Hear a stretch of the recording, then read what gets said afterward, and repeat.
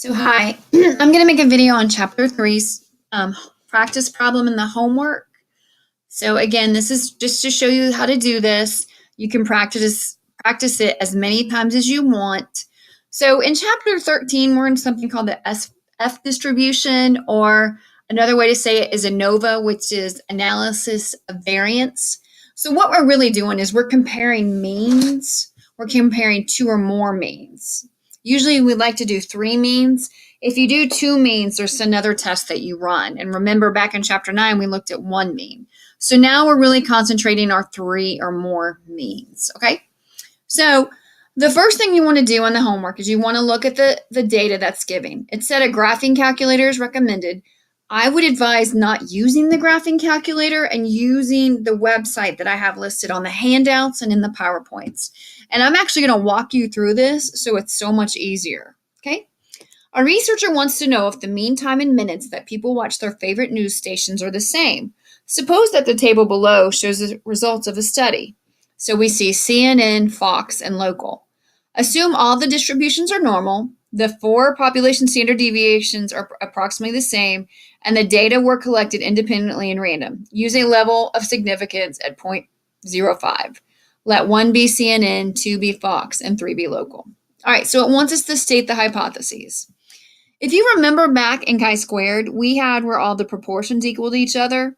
For this one, we're looking to see if all the means equal each other. And it does say this, if the mean times in minutes people watch their shows are the same. So this is going to be your null hypothesis. So if that is your null hypothesis, then the alternative is that at least 2 groups' means are not equal. This test really won't show you which aren't equal, but it lets you know that something's not equal. If they're not equal, then you need to start doing 2 mean t-test, and that's a different thing that you have to do, but we're not going to cover that. So just know if they're different, you have to look at them. Okay, I'm going to stop right here because all the other information I get from the website. So I have my data written down, and what I'm going to do is I'm going to show you what you do in the website. Okay, so this is what the analysis of variance website looks like. It's Turner, faculty.swau.edu /mathematics/math2041/materials/ANOVA. All right, so here we go. The first thing you want to do is the number of treatment groups. We have 3 treatment groups. How do we have 3 treatment groups? 1, 2, 3. So you have 3. The next question it asks is the maximum number in any single group. So let's go back and look at this. So even though these aren't completely equal, the largest number I have is 6 for CNN, 6 for Fox, and 5 for local. So I'm going to put in here 6, and then I'm going to hit continue, and it gives me a blank table.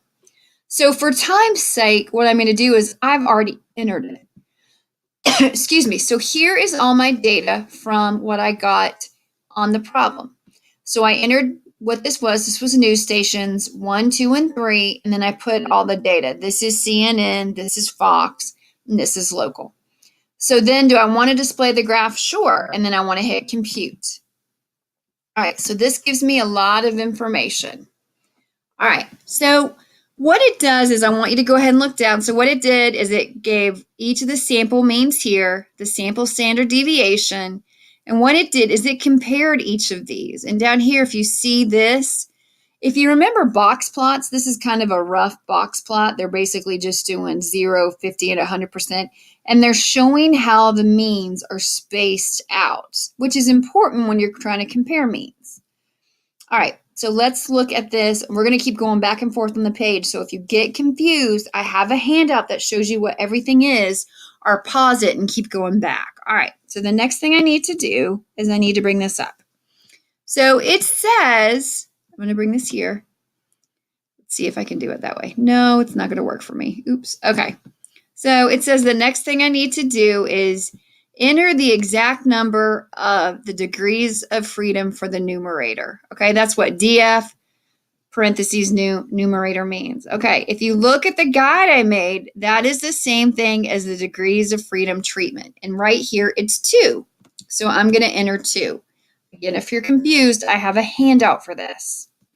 The next thing it wants to know is degrees of freedom for the denominator. That is another way of saying degrees of freedom for the errors. So I'm going to put 14. Okay. Now it wants me to state the distribution of this test. This is really easy to do. So the first thing you're going to do is it's an F-test.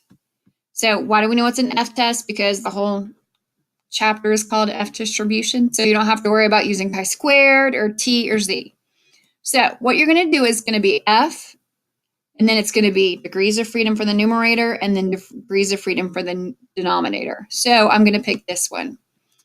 What does that mean? So the F distribution is skewed to the right, and it's a skewed distribution. The degrees of freedom show how skewed it is and other things going on behind the scenes in the distribution. It's a lot like chi-squared. But this way I know, okay, F distribution, 2 for my treatments and 14 for my errors, or 2 for my degrees of freedom numerator and 14 for my denominator. And it's a way for statisticians to know what distribution and what we're exactly looking at, because each F distribution is different based on the data set. Okay, so what's my test statistic? So since it's an F distribution, I'm going to go look at that test statistic, which is right here. And it wants it in 2 decimal places. So I'm going to do 4.08. And then it wants the p-value. Okay, look, I have my p-value, 0.040, 01 is my p-value. Okay, where did I get that? I got that right here. So everything I needed was here in this table. I'm going to advise you, make sure you put your data in correctly. If you don't, these are going to all be different, and that's not a good thing. All right, so what does that p-value mean? So remember, if the if the null hypothesis is true, then there is a chance equal to the p-value that the value of the test statistic will be equal to or greater than that value. So we're going to put that, okay, H. Sketch the picture of this situation. All right, I have just stressed to you over and over again that this is a right-tailed or a skewed to the right distribution. So it will be this. This is a lot like chi-squared. Remember all the chi-squared pictures, they were all right-tailed, skewed to the right. It's the exact same for F distribution. While they're different distributions, distributions, they look a lot alike, okay? Final part. Okay, what's your alpha level? Well, we know it said in the beginning it was 0.05. So what am I going to do? Okay, let me go back and look at my p-value. So my p-value is less than my level of significance. So people eat fish from the River Nile. So I'm going to reject my null. Well, why am I going to reject my null? I'm going to reject my null because my alpha is bigger than my p-value. Okay. Remember, on the handouts, I have that written both ways. You find the way that works for you. And remember, on the quiz and the final exam, you get to use your handouts and the homework. So don't stress about it too much if you don't remember it off the top of your head. So if I reject the null, what does that mean? Let me go way back up here. So if I reject the null, I'm saying at least 2 of the group means are not equal. So let me go down here and see what it says. So there is significant evidence to conclude the mean times are different. That is what's going on with there. Why? Because if I reject the null, that means I keep my alternative, and here's my alternative. At least 2 of the group means they're not equal. That means they're different, and that is what that is saying down there. I hope this helped. I went kind of fast, but once you get the hang of this, you will fly through these. Let me know if you have any questions. Thanks.